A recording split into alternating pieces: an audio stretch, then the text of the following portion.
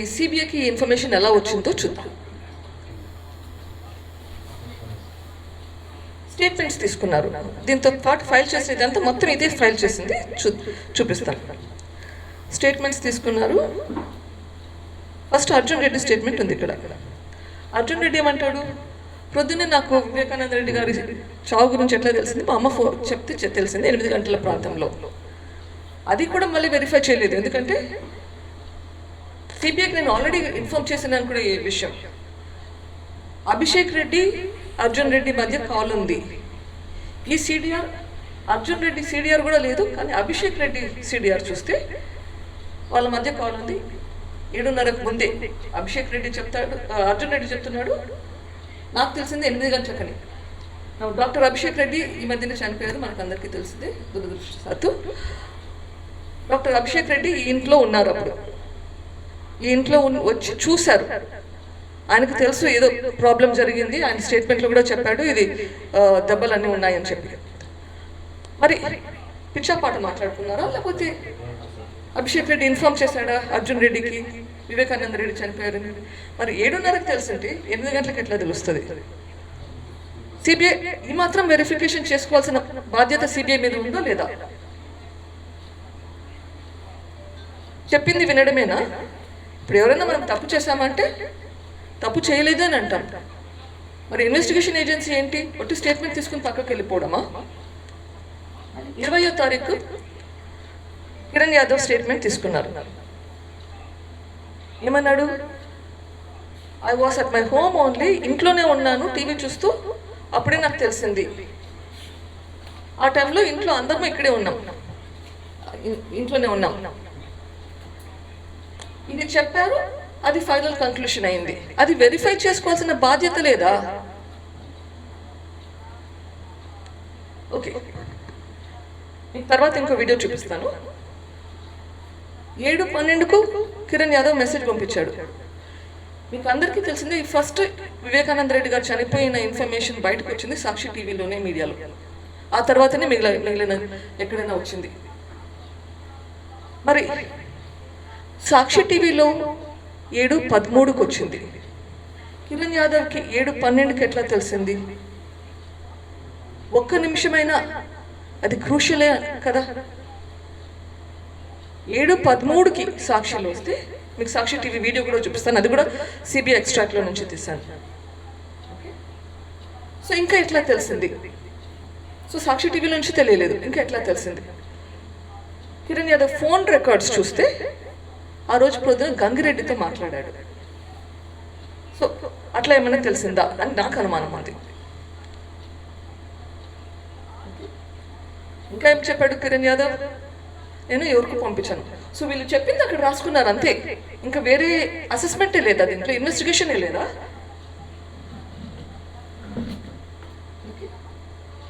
వేరే వాళ్ళని కూడా కాంటాక్ట్ చేశారు, ఆ వేరే వాళ్ళు ఎవరో కూడా తెలియదు.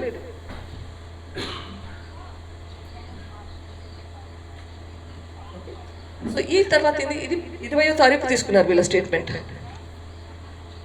ఈ మధ్యలో ఏమైంది, సుప్రీంకోర్టులో నేను పిటిషన్ పెట్టినప్పుడు లోవర్ కోర్టు నేను చెప్పింది సరి అక్సెప్ట్ చేయలేదు కాబట్టి సుప్రీంకోర్టులో అడిగాను, నా దగ్గర ఇన్ఫర్మేషన్ ఉన్నది, సిబిఐకి ఇవ్వడానికి పర్మిషన్ ఇవ్వండి అని చెప్పాను. మీకు అది కూడా షేర్ చేస్తాను. 132 పేజ్ డాక్యుమెంట్ సిబిఐకి షేర్ చేశాను. దాంట్లో సిబిఐకి నేను ఇస్తాను, పర్సనల్గా వచ్చి ఇస్తాను, మీకు ఎక్స్ప్లెయిన్ చేస్తాను అని చెప్పాను. ఎందుకంటే అంత పెద్ద డాక్యుమెంట్ మీకు చూస్తే అంత ఈజీగా అర్థం కాదు, అది ఎక్స్ప్లెయిన్ చేయాలి. నేను మళ్ళీ చాలాసార్లు ఈమెయిల్స్ పెట్టి ఫోన్లు చేసి అడిగితే నాకు 24వ తేదీ అపాయింట్మెంట్ ఇచ్చారు. అప్పటికి స్టేట్మెంట్ తీసుకున్నారు. ఓకే, సో నేను ఇచ్చిన స్టేట్మెంట్ డాక్యుమెంట్స్ ఇచ్చాక then they realise there's a problem and they came back. మళ్ళీ స్టేట్మెంట్ తీసుకున్నారు 27వ తారీఖు. ఇప్పుడు ఏం చేశారు, నేను ఇచ్చిన ఇన్ఫర్మేషన్ చూస్తున్నారు.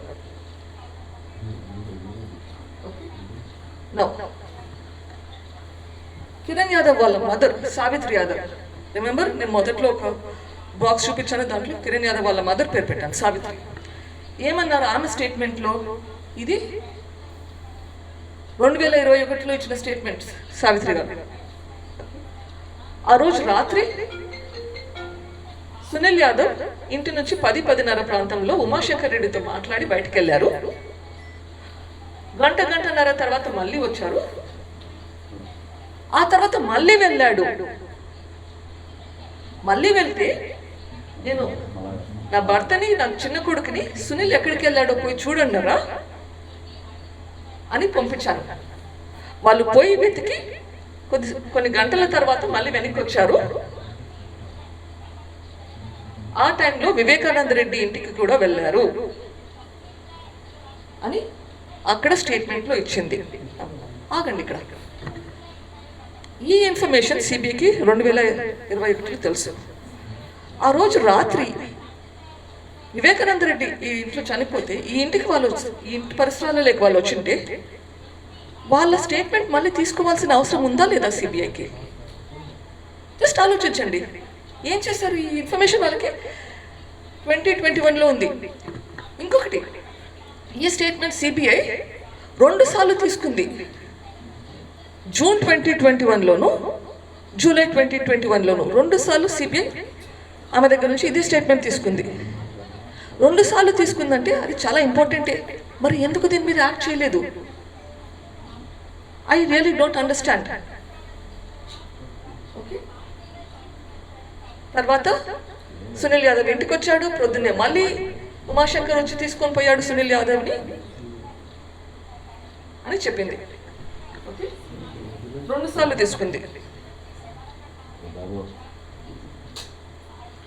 ఇప్పుడు కిరణ్ యాదవ్ని, నేను ఇది బయటకు తెచ్చాను కాబట్టి సిబిఐ మళ్ళీ అడిగింది కిరణ్ యాదవ్ని ఏంటి స్టేట్మెంట్ గురించి అని. ఎవరిని అడిగింది? కిరణ్ యాదవ్ని. స్టేట్మెంట్ ఇచ్చిన వాళ్ళని కాదు, కిరణ్ యాదవ్ని అడిగారు. కిరణ్ యాదవ్ ఏమంటాడు? మా అన్న ఇంట్లోనే ఉన్నాడు ఆ రాత్రంతా. మా అన్న ఇంట్లోనే ఉన్నాడు ఆ రాత్రంతా. మా అమ్మ మీద ఎవరో ప్రెషర్ పెట్టి తీసుకున్నారు ఈ స్టేట్మెంట్. మా అన్న ఇంట్లోనే ఉన్నాడు, మా అమ్మ స్టేట్మెంట్ ప్రెషర్ మీద తీస్తారు అంటే వాళ్ళ అన్న ఇంట్లోనే ఉంటే మరి మొత్తం పాత ఛార్జ్ షీట్ అంతా రాంగ్ అయినట్లా? వాళ్ళ అన్న ఇంట్లోనే ఉన్నాడు అంటే గన ఆ రోజు రాత్రి సునీల్ యాదవ్ ఈ ఇంటికి రాలేదు, వివేకానంద రెడ్డి గారిని చంపినట్లు కూడా తప్పే కదా. ఇది కరెక్టా? లేకపోతే ప్రెషర్ పెట్టి తీసుకున్నారు, అది కరెక్టా?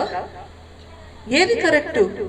కనీసం ఈ కాంట్రడిక్షన్స్ అన్నది రిజాల్వ్ చేయాలన్నా సిబిఐ ఈ కాంట్రడిక్షన్స్ని రిజాల్వ్ చేయాల్సిన బాధ్యత సిబిఐకి ఉందా లేదా? ఎందుకు సిబిఐ ఇట్లా ఇన్వెస్టిగేషన్ చేస్తుంది? ఎవరిని ప్రొటెక్ట్ చేయడానికి చేస్తుంది?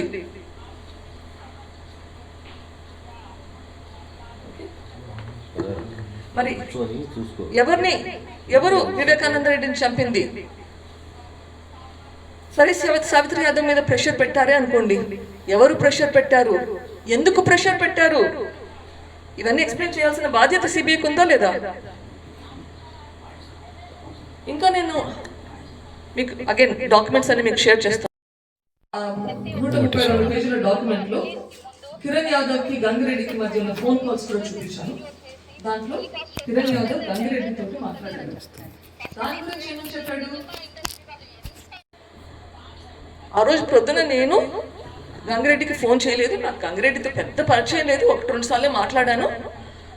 నా ఫోన్ నుంచి మా అన్న సునీల్ యాదవ్ ఫోన్ చేశాడు గంగిరెడ్డికి, నేను చేయలేదు అంటే సిబిఐ ఒప్పుకుంది దాని గురించి. కానీ అగైన్ ఫోన్ ఎక్స్ట్రాక్ట్ అన్నది ఒకటి ఉంది, బహుశా సిబిఐ వాళ్ళు గమనించారో లేదో నాకు తెలియదు. ఫోన్ ఎక్స్ట్రాక్ట్ ప్రకారం కిరణ్ యాదవ్ గంగిరెడ్డికి ఫోన్ ట్రై చేస్తాడు, మిస్డ్ కాల్ ఉంది. తర్వాత మళ్ళీ మాట్లాడతాడు. 6:56 గంగిరెడ్డితో మాట్లాడతాడు. మళ్ళీ ట్రై చేస్తాడు కిరణ్ యాదవ్ గంగిరెడ్డికి.